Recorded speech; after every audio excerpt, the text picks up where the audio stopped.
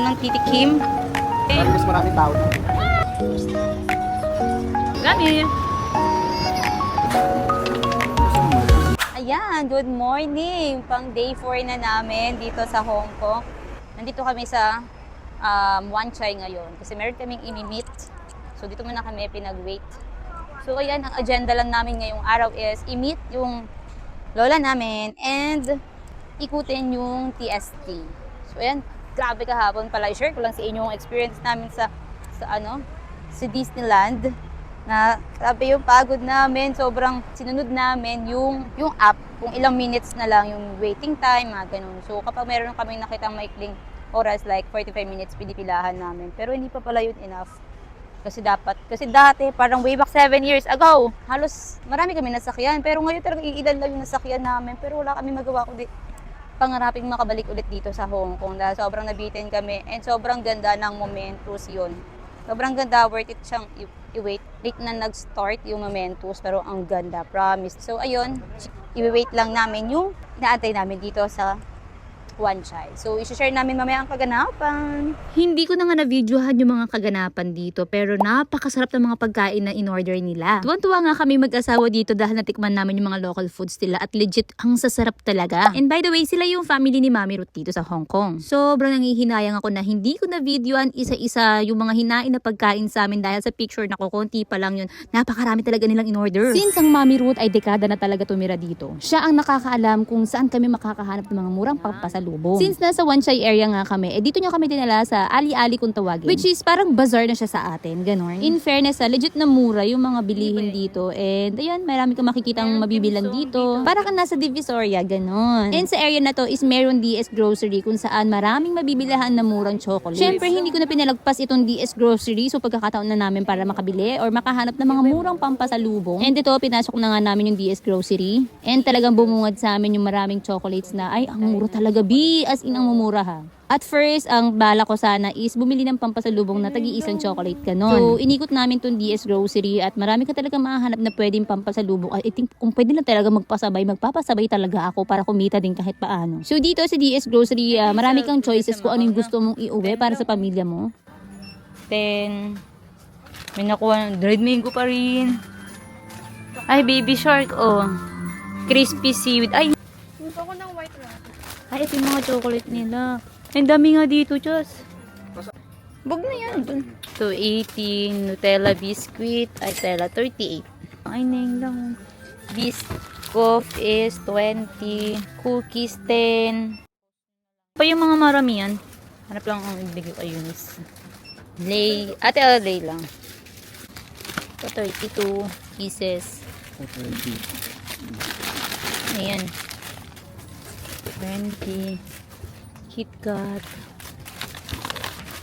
Hindi yung kala ko pieces.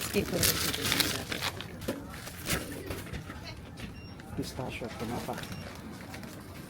Ay, saan nabila ni mami ano? Saan nabila ni mami na ganito na yung patanong ko na lang.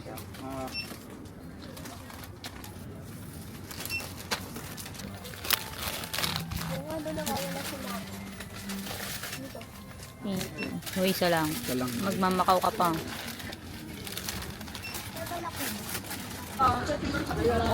Hawakan mo.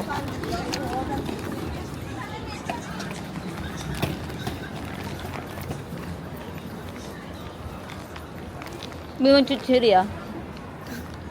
So after namin na mag-ikot-ikot sa Wan Chai, dumiretso na nga kami dito sa TST para puntahan talaga itong nagte-trending na Xiaolong Bao. In fairness, from MTR, madali na lang kaming nakapunta dito sa TST. And hindi talaga namin pinalagpas itong Xiaolong Bao na to. Grabe, bumili lang ako ng Xiaolong Bao parang magkaka-anxiety pa ako dahil nasigawan nga ako or ganun talaga yung mga way nila kung paano sila makipag-usap.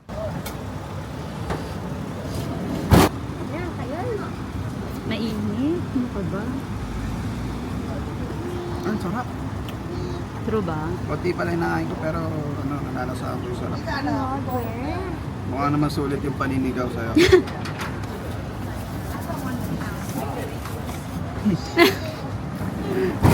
Tumalon.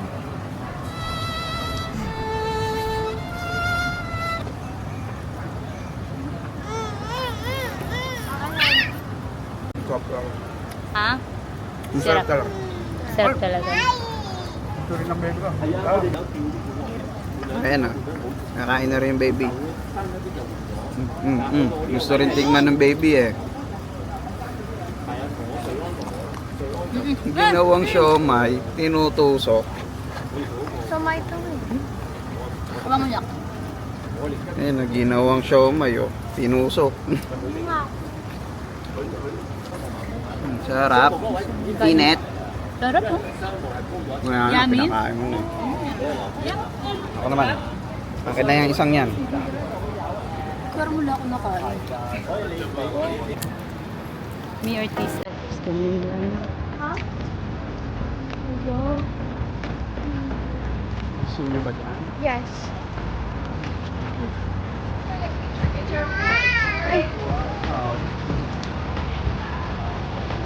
Yung old ko ka yun. Muna natin. Eh, may nahabol ang stall.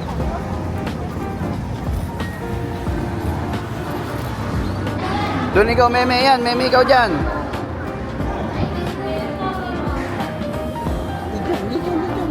Dito ikaw, meme. Dito. Yan, dyan ka, meme. Yan, oh, meme. Oh. Ano mo na, dali. Pause mo na, dali. Smile! Paano? Tingin nga yung sleeping ng baby. Ayun sila, oh. Nandun sila, oh. Ayun, oh. Ayaw pa nilang tapusin yung ano nila.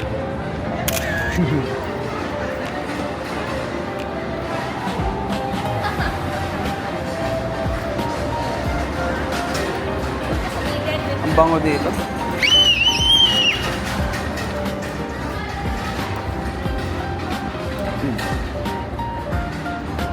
Sleeping ka na naman. Okay, puntahan natin si ano. So, nandito tayo ngayon sa Chuchicha EST. Ayun.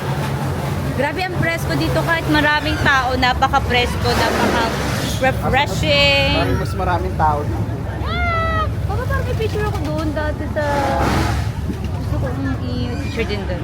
Asa mo wala pala tayong tatampayan doon. Ayun, ang daming tao. Uy, ang dami talaga. Ang dami kasi mukhang may program. Punta tayo doon. Hindi lang tayo doon. Daan lang tayo. Ayun, ang daming tao kasi mayroong program ata sila. Tapos, Sunday pa. Sabi nga, ang Sunday ay day off ng mga Pinoy dito. Kaya, di kayo maliligaw. Maraming Pinoy. Ayun, tingnan mo. News Fest. Ay, marami kong ano dyan. Ayun ang mga cultural.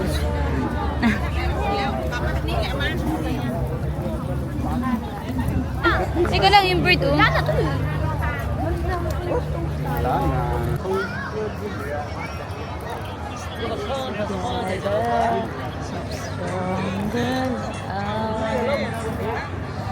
Hello. Sarap yan. Where's Olap? Where's Olap? Hello. Where's Olap?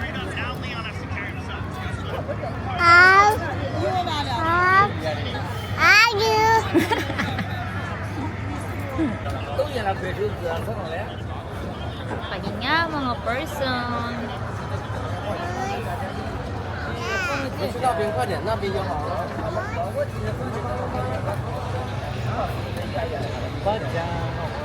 Hello. Mag-upot lang. Salamat bumibenta ka. Ganda ng view. Oh my God. I got the chocolate.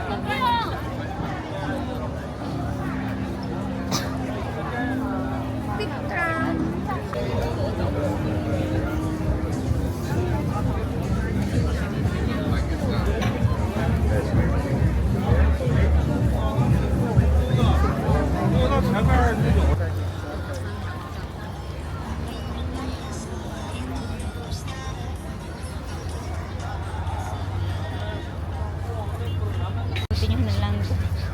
Nabusin nyo na yung love.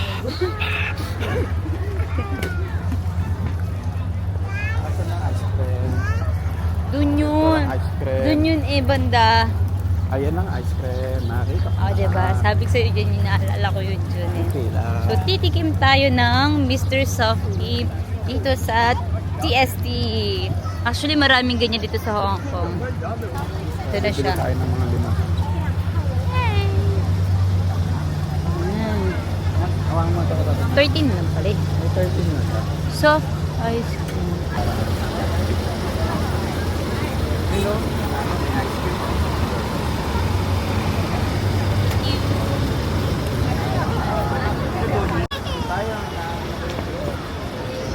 Lami!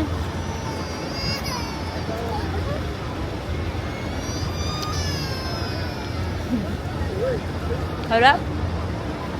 Mr. Softee ice cream. $13 siya. Harap. Kawawa naman. Ito. Okay na. Oh, Dan! Masarap, kakaiba siya. Harap na. Sarap. Ano, hindi siya yung... Mahal kaya. 13 lang eh, no? Yun na mag-convert muna, nandito na eh. Sarap ice cream. Ay, hati na lang rin yung ano. Kasi konti lang naman kaya konti lang din ako. Ice cream. Ah! Wow! Sobrang ganda dito. Picture tayo doon? Oo nga. Yung mga...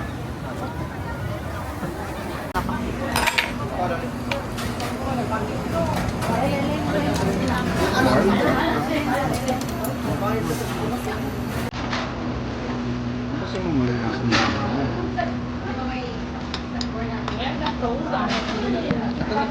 Sarap.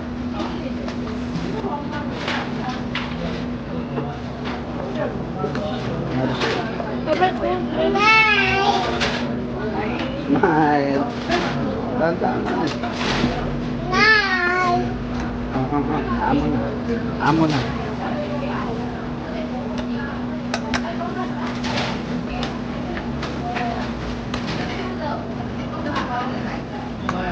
Ha?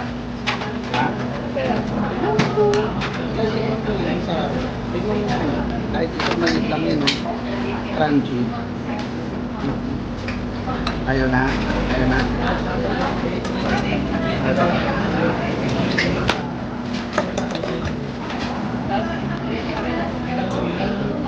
Wait, ito.